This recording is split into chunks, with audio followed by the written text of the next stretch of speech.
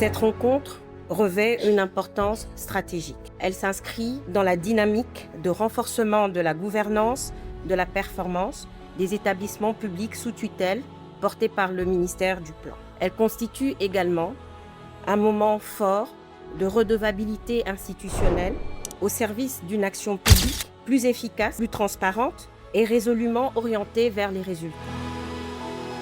Nous allons rappeler succinctement les contextes stratégiques qui a prévalu à la mise en œuvre des contrats de performance, les objectifs de cet exercice d'évaluation, le rappel des différents engagements des établissements, en commençant par l'ANAPI, l'ICPPP et l'UNES, mais aussi la vue globale de performances qui ont été réalisées par les établissements. Je commencerai mon propos ou la facilitation de ces échanges, d'abord en félicitant les mandataires et saluer leur engagement dans cet exercice, ainsi que les équipes qui ont été impliquées. Ici, je vois les équipes des établissements respectifs, mais aussi la commission technique de suivi au niveau du ministère de la tutelle. Ce premier exercice d'évaluation des contrats de performance est une étape cruciale, importante, qui nous donne déjà des enseignements très importants. Aujourd'hui, on a l'évaluation pour l'année 2025. C'est vrai, il y a beaucoup de choses à améliorer. Ça a été très clairement mentionné, que ce soit par le président du comité technique que par la TIFCANA. Donc, on laisse ouvert à ça. Justement, on a besoin d'aller sur l'amélioration continue.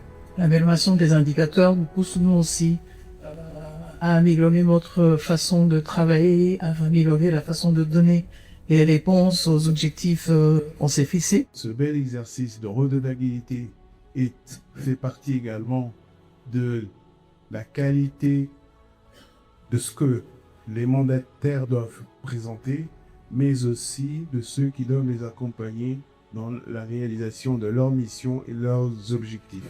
Encore une fois, en tout cas, merci beaucoup, Excellence, et à toute l'équipe qui travaille dessus. Vous pouvez compter sur notre collaboration pour davantage améliorer ce travail qui est une obligation. On est comme en place à cette base, c'est de vous rendre des comptes à nos populations. Je voudrais remercier le ministre pour la table ronde des bailleurs qui a permis à l'INS, qui a permis de mobiliser les fonds pour le recensement général de la population et de l'habitat. Je voudrais dire à l'Excellence que nous le félicitons et l'INS est disponible pour vous accompagner pour doter le pays des statistiques fiables. Mesdames et messieurs, les résultats de l'exercice 2025 qui font aujourd'hui l'objet de cette restitution, comme vous l'avez suivi, confirment une dynamique réelle qu'il convient de reconnaître. En effet, de manière globale, tous les établissements confondus, 61% des actions prévues dans le cadre des contrats de performance comme nous avons suivi ont atteint un niveau d'exécution satisfaisant, ce qui témoigne des efforts consentis par les mandataires et les équipes donc de l'ANAPI, l'ICPPP et l'INES avec l'accompagnement de l'autorité des tutelles.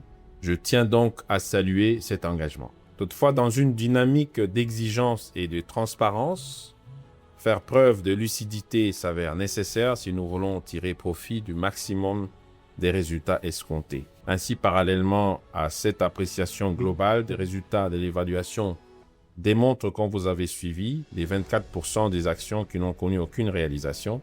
Ce niveau d'une exécution ne saurait être ignoré. Il appelle des mesures donc correctives appropriées et il nous oblige à renforcer la discipline de performance. Voilà pourquoi, au-delà des statistiques, et ça a été dit dans les commentaires, il est impérieux de réaliser que le véritable défi tient à notre capacité réelle à exécuter nos engagements. Il est vrai que les résultats présentés mettent en évidence des écarts significatifs en termes des taux de réalisation des actions, et ce, en raison des contraintes liées, entre autres, à un environnement structurel complexe et au cadre technique exigeant. Mais le plus important, et j'insiste là-dessus, c'est de maintenir allumée la flamme de la performance, l'envie de mieux faire et surtout l'efficacité de l'action. Bien qu'inhérente au fonctionnement des organisations, les faiblesses constatées dans l'exécution des contrats de performance ne sauraient à terme être justifiées. L'exigence est claire, tous les établissements doivent atteindre un niveau de performance soutenu et durable. Pour ce faire, vous avez besoin d'observer davantage donc de rationalité dans vos choix de gouvernance. À cet égard, il est requis de vous la rigueur dans l'exécution des engagements, la constance dans le suivi des résultats et la fiabilité dans le reporting. Mesdames et messieurs les mandataires publics, l'INES, ANAPI et l'UCPPP, en ma qualité d'autorité des tutelles, je vous invite sans ambiguïté à considérer que la performance n'est plus une option, ça a été répété dans la salle d'ailleurs, elle devient une obligation. Les engagements pris doivent être intégralement respectés et les résultats escomptés doivent être atteints.